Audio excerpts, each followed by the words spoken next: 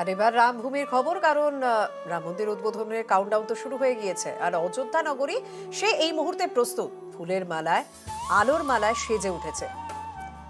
কাল সকালে রাম মন্দিরের উদ্বোধন রয়েছে। রামলালার প্রাণ প্রতিষ্ঠা করবে নরেন্দ্র মোদী।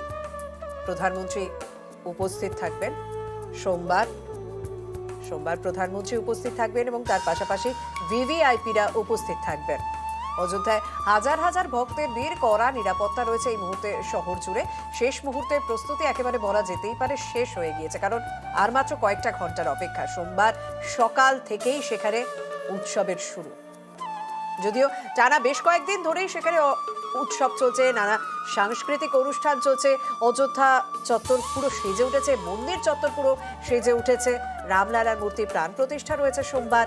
সেই অনুষ্ঠানকে ঘিরে কিন্তু বেশ কয়েকদিন ধরে সেখানে উৎসব।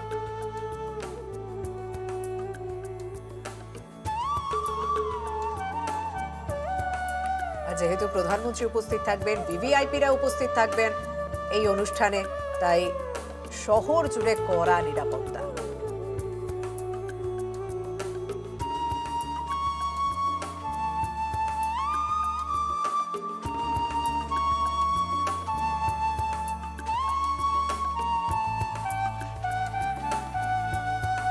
বলা যায় কয়েক ঘন্টা মাঝে আর একটা দিন, সোমবারই তো সেই মহেন্দ্রক্ষণ। অযোধ্যায় রাম মন্দিরের উদ্বোধন, রামলালার প্রাণ প্রতিষ্ঠা। অযোধ্যা তো সেজে উঠেইছে। নিরাপত্তা এই মুহূর্তে জোরদার করা হয়েছে, আঁটোসাঁটো নিরাপত্তা রয়েছে। আর হনুমানগড়ির সামনে ছবি ঠিক কি রকম তুলে ধরেছেন আমাদের প্রতিনিধি সোমরাজ। রামলালার প্রাণ প্রতিষ্ঠা হতে আর 48 ঘন্টাও বাকি নেই। সোমবার দুপুর 12:15 থেকে 12:45 মধ্যেই হবে প্রাণ প্রতিষ্ঠা। থাকবেন দেশের প্রধানমন্ত্রী নরেন্দ্র মোদী থেকে শুরু করে মোট 5 জন। আর সেই প্রাণ প্রতিষ্ঠাকে কেন্দ্র করেই অযোধ্যা জুড়ে আঁটোসাঁটো নিরাপত্তা ব্যবস্থা। যে ছবি আপনারা দেখতে পাচ্ছেন ইতিমধ্যেই, যে মূলত এসপিজির থেকে বিশেষভাবে প্রশিক্ষণ নিয়ে উত্তরপ্রদেশের বিশেষ পুলিশ বাহিনী তাদেরকে মোতায়েন করা হয়েছে গোটা অযোধ্যা জুড়ে।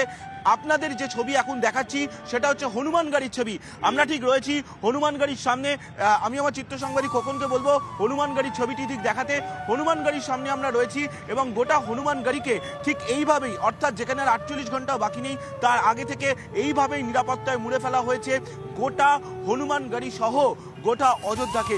ফলত সব মিলিয়ে 48 ঘন্টাও বাকি না থাকতেই, প্রাণ প্রতিষ্ঠার বাকি নেই তার আগেই গোটা অযোধ্যা কড়া নিরাপত্তা ব্যবস্থায় সেজে উঠছে। সব মিলিয়ে আঁটোসাঁটো নিরাপত্তা, আর তার মধ্যেই শুধুমাত্র অপেক্ষা, এখন অযোধ্যা অপেক্ষা করছে রামলালার প্রাণ প্রতিষ্ঠার। ক্যামেরায় খোকন দাসের সঙ্গে সোমরাজ বন্দ্যোপাধ্যায়, নিউজ 18 বাংলা, অযোধ্যা, উত্তরপ্রদেশ। দেশের বিভিন্ন প্রান্ত থেকে রামলালার জন্য যেমন উপহারও যাচ্ছে, তেমনি উদ্বোধনের আগে যেহেতু অযোধ্যা এলাকা পুরো ফুল দিয়ে সাজানো হচ্ছে, তাই দেশের বিভিন্ন প্রান্ত থেকে সেই ফুলও যাচ্ছে। তার মধ্যে আমাদের রাজ্যও রয়েছে। ফুল দিয়ে সাজানো হয়েছে রাম মন্দিরের মূল গেট। সবচেয়ে বেশি ব্যবহার করা হচ্ছে গাঁদা।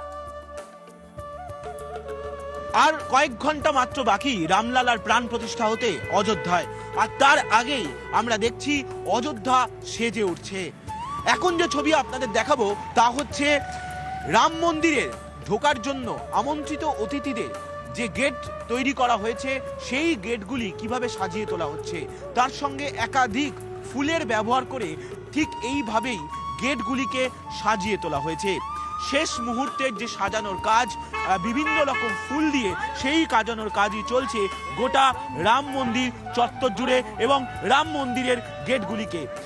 ক্যামেরায় খোকন দাসের সঙ্গে সোমরাজ বন্দ্যোপাধ্যায়, নিউজ 18 বাংলা, অযোধ্যা, উত্তরপ্রদেশ। শুধুমাত্র যে এ রাজ্য থেকে ফুল গিয়েছে তা তো নয়, অযোধ্যা জুড়ে যে আলোর রোশনাই দেখা যাবে, আলোর মেলায় যে পুরো মন্দির চত্বর সেজে উঠবে, সেখানেও তো এ রাজ্যের ছোঁয়া রয়েছে। চরম ব্যস্ত এই মুহূর্তে চন্দননগরে আলোক শিল্পীরা দিন রাত এক করে অযোধ্যা সাজানোর কাজ চালিয়ে যাচ্ছেন তারা।